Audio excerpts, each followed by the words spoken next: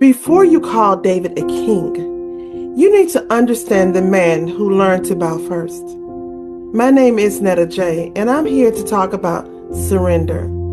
You know, people love to talk about David like he was some kind of superhero, like he walked around with some kind of cape on his back and a crown that never tilted.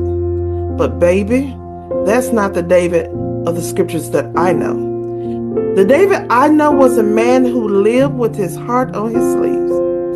Let me tell you something. David was a man who walked around pretending he had it all together. No, just the opposite was true. He lived in the kind of truth most of us run from. He knew what it meant to be chosen and still feel cracked, anointed and still feel overlooked, called and still feel unworthy. A man who learned early that strength doesn't save you, surrender does. So if you take the time to really read the book of Psalms, David wasn't crying out in worship because he was strong. He worshiped because he was broken, because life had pressed him, stretched him, and humbled him, and he knew exactly where to take his trials and tribulations. So people love to celebrate the king in him and the fact that he took down a giant. And that's great and all, but they forget that he poured out worship that got him anointed a king. The boy who cried in the field, the man who hid in the caves, the father who mourned in the dark, the soul that trembled under the weight of his own shame, of his own decisions. David wasn't a perfect man.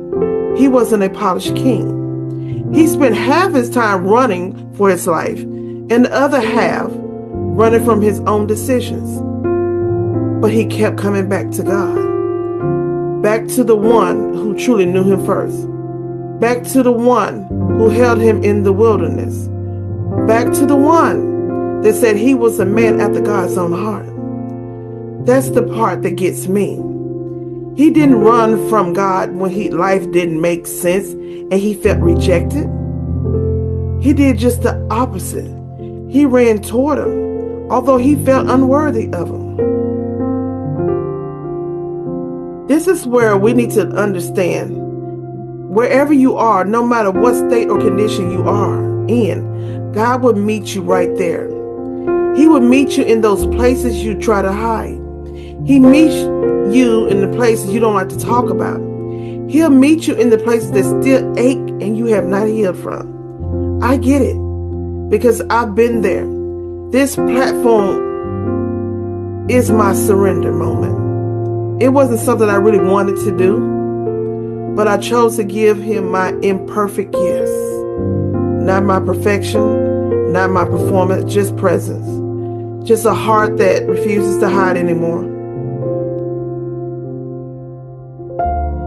And trust me, when you get to that place and get a soul that refuses to pretend, a life that decides to surrender before I would be totally lost. If David taught us anything, it's that God doesn't need your strength. He just wants your yes, your surrender.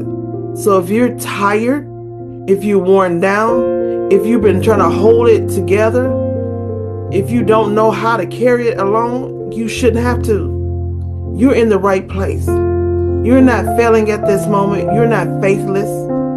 And you're not forgotten. You're standing in the same place David stood, the place where God does his best work, in the place that anointed a king. He will also break chains and bring forth blessings and new purpose in your life. So will you let this be your yes moment? Let this be your full surrender. Trust me, although this is scary sometimes, it's the best decision I have ever made, was to give God my imperfect yes. So Psalm 34:18 says, "The Lord is near to the brokenhearted and save those who are crushed in spirit." My prayer is that this message will help you surrender it all to Jesus and give him your yes. If this message bless you or in any way, or you know someone that could benefit from this message right now. Please like, share, and subscribe. I'm Netta J. Be blessed and please stay safe.